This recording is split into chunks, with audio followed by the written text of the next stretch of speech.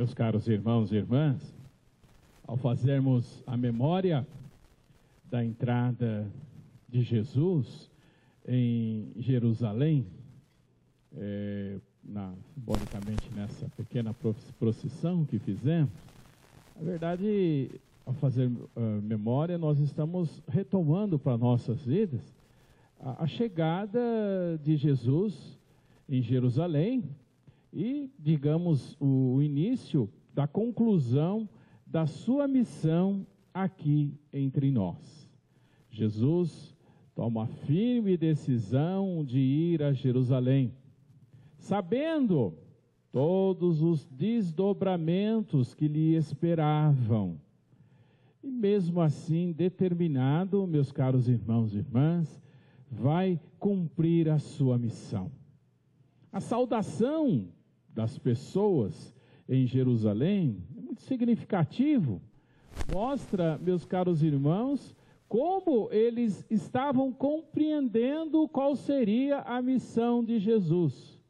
E aí, digamos que já começa aí o contraste entre aquilo que Jesus está propondo e aquilo que está sendo ensinado. Essas situações muitas vezes persistem até hoje na atitude de muitas pessoas. Sim, porque o Evangelho de Jesus, todos os ensinamentos de Jesus estão centrados naquela palavra inicial lançada para nós, até nesse Evangelho de Marcos, que começamos no começo desse ano litúrgico. O pedido de conversão, o pedido de mudança de vida, de acolhermos verdadeiramente o seu anúncio e deixar a nossa vida ser transformada por esse anúncio. Esse ano, o Evangelho de Marcos, a narrativa da paixão, nesse domingo de Ramos, traz justamente o trecho da paixão no Evangelho de Marcos. Ele não é tão longo quanto os outros evangelistas, né? Mas ele tem detalhes muito significativos, que nos ajuda a entender a sua proposta nessa reflexão. Como eu disse, a Semana Santa começa com esse domingo de Ramos. Ao longo desta semana, temos a oportunidade, como eu digo sempre, fazer uma memória cronológica dos acontecimentos, celebrarmos a partir da quinta-feira o chamado do início do Tríduo Pascal, o lava-pés, né? A instituição da Eucaristia, ou seja, a maneira como que Jesus se faz e continua se fazendo presente na nossa vida através da Santa Comunhão. Na sexta-feira, a oportunidade de nos colocarmos diante da cruz de Jesus, contemplar a cruz, entender a sua paixão como um gesto extremo de amor, completar o tríduo com a vigília pascal, no primeiro celebrada na vigília no sábado, proclamando a ressurreição, a salvação, passando pelo domingo do Senhor, o domingo da ressurreição, comungarmos Jesus na Eucaristia, como nos coloca a igreja nesse dia de uma maneira especial para a nossa vida. Hoje, como eu disse, Jesus entra em Jerusalém para ir ao encontro da sua missão. Muito significativa a sua entrada, né? Os reis, quando eles chegavam de volta de uma grande viagem, ou quando eles estavam indo para ser coroados, eles faziam dessa chegada, dessa entrada, alguma coisa muito solene. Às vezes em cavalos belíssimos, ou dependendo, camelos, dromedários, toda uma comitiva. Jesus escolhe entrar para o seu desfecho, como ele diz ali para Pilato: tu dizes, eu sou rei, e vai num jumentinho. O contraste entre aquilo que é esperado e aquilo que realmente é Jesus. O início do evangelho daqui agora, esse da paixão, começa falando que as autoridades já tinham uma decisão. Eles precisavam eliminar Jesus. Jesus era um perigo. Eles tinham uma forma de compreender a vida, a religião e tudo o que era decorrente disso. E a pessoa de Jesus, os seus ensinamentos, eram um questionamento constante de tudo isso. A grande situação aí colocada, justamente essa lembrada quando a multidão grita para Jesus: olha, você falou que ia destruir o templo em 3 dias. O templo que levou 46 anos para ser construída, quero ver agora. Desce da cruz, porque aí a gente vai começar a acreditar os 2 diálogos, né? Interessante que esse templo que Jesus fala que ia destruir em 3 dias, foi destruído. Não existe mais. Na invasão aí dos romanos, Tito, o imperador, o general que depois virou imperador, acabou destruindo o templo. Não sobrou nada. É interessante, até hoje, existe até uma controvérsia de onde seria exatamente esse templo.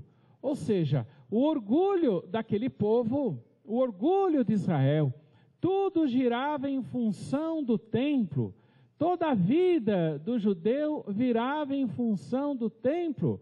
Podemos dizer dessa fala raivosa uma certa, digamos, ironia.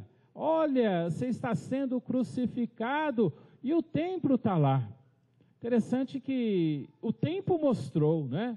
O templo que falava Jesus, a partir do seu corpo, a partir da igreja, presente que nos faz aqui, certeza que nos torna presente aqui nessa manhã de domingo, para celebrar a presença de Cristo, o corpo de Cristo, presente no meio de nós até hoje, 2000 anos.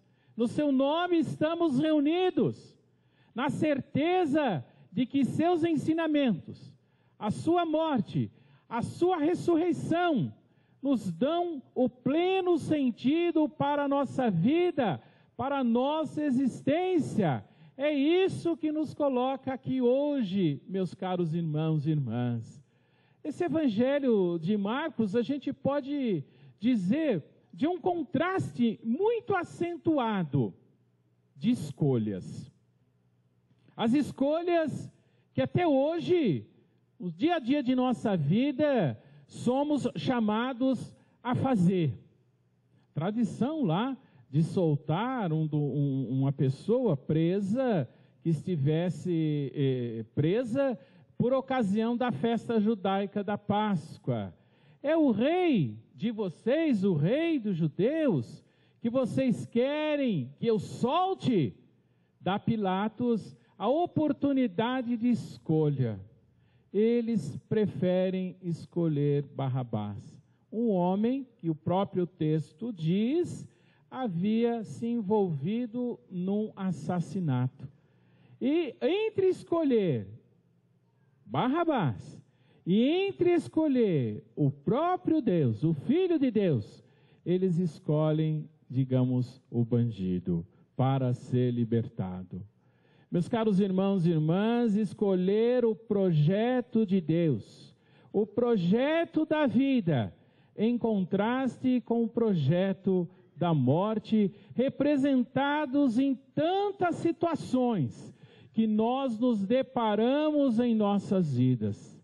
Aquelas pessoas, podemos dizer até um pouco com raiva. Por que a raiva? Porque eles saudaram com tanta alegria a vinda, a chegada de Jesus em Jerusalém. E poucos dias depois, eles pedem a sua crucificação. Na verdade, meus caros irmãos e irmãs, como eu disse, uma não compreensão da missão de Jesus. Lá na saudação feita no Evangelho, lá antes da procissão, eles diziam justamente isso: olha, é o filho de Davi que vem. Eles esperavam um rei forte, vitorioso, semelhante a Davi, capaz de aglutinar, pela sua liderança, uma porção de pessoas que ele pudesse liderar para fomentar aí uma revolta, uma revolução, para expulsar os romanos, para livrar a cobrança dos impostos. Talvez essa fosse a maior expectativa, saber que Jesus fazia milagres, conferia a eles uma expectativa maior. Nossa, ele pode, porque além de Davi, ele tem aí características que o diferenciam. Ao verem Jesus preso, tudo isso muda. Interessante isso, né? É como se aquela admiração pudesse se transformar em raiva. Olha, ele não vai resolver os meus problemas. Ele não era aquilo que eu queria que ele fosse. E aí, inflamado aí por aqueles que viam em Jesus um perigo, que viam as lideranças, né? Jesus que questionava a maneira daquelas pessoas viverem, eles juntam as duas coisas, né? A vontade das lideranças, a frustração dos demais para colocar tudo em xeque e querer a crucificação. Ou seja, escolher o projeto de morte, não o projeto de vida. Colocado para nós, meus caros irmãos e irmãs, na palavra lá do soldado, centurião romano, o único que nesse trecho e ao longo do Evangelho proclama, mas ele era o Filho de Deus. Ele era justamente o que veio para nos salvar, para dar o sentido de nossas vidas. Bendito aquele que vem, é o Deus conosco. Mas na hora que Jesus já havia morrido, a compreensão vai vir depois, meus caros irmãos e irmãs. Jesus, consciente de tudo isso, é coerente até o final. O Evangelho de Marcos destaca justamente o silêncio de Jesus. Como diz aí no início da narrativa, as lideranças já haviam tomado a decisão. Ele tem que morrer. Tudo o resto, encenação. Diz aí o texto, Pilatos sabia que haviam entregado Jesus por inveja. Diante de corações duros, insensíveis, o que fazer? A serenidade, o silêncio. A primeira leitura, falando aí do chamado, um trecho do chamado Canto do Servo Sofredor, ele destaca justamente isso. Olha, o Senhor me deu uma língua afiada, para que eu possa dizer palavras de sabedoria para as pessoas que precisam. Ele me abriu os ouvidos para que eu possa escutar a sua palavra e deixar ela chegar até o meu coração, para assim, a partir disso, transformar a minha vida por aquilo que ensino de Jesus. Que nós não repitamos os mesmos erros, meus caros irmãos e irmãs. Que nós não tenhamos o nosso coração fechado, endurecido, sem deixar a proposta de Jesus chegar até o nosso coração e transformar a nossa vida. As pessoas viviam uma religião de formalidade. E é isso que Jesus questiona, é isso que Jesus clama, é isso que Jesus se posiciona. E a todo momento, assustados com a necessidade de rever os seus conceitos, de rever as suas vidas. Ou a gente abre o coração diante desse mesmo susto, ou como preferiram a maioria ali, endurecer o coração, a ponto de o próprio Deus, esse homem realmente era o Filho de Deus, diz o centurião. E mesmo assim foi morto pela dureza do coração daquelas pessoas. Que nós possamos sempre ter uma perspectiva de diante do Evangelho de Jesus, buscarmos uma compreensão que transforme a nossa maneira de ser, a nossa maneira de agir. Que nós possamos nos apegar justamente a isso, a necessidade constante de transformar a nossa vida e deixar-se, meus caros irmãos e irmãs, ser salvo verdadeiramente pelo projeto de Jesus. Nós continuamos a missa no nosso folheto, rezando juntos. Creio em